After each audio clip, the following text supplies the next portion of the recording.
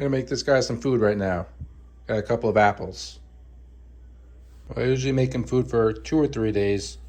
2 apples should be good. Grab a knife or a peeler and just take that skin off. Make sure when you're peeling everything, don't peel over the garbage, because if you drop it, it's gonna go in the garbage.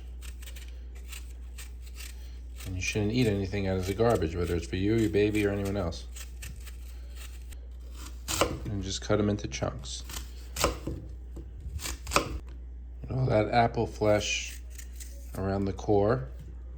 It's all going to be pureed, so don't really go crazy with the size. I steam all the vegetables and fruits for my kids. It retains the nutrients and the vitamins a little bit better. But you could use a microwave, you could boil it, you could put it in the oven, just get it soft. Water starting to simmer. Cover that for like 10 minutes or so, just until it's soft.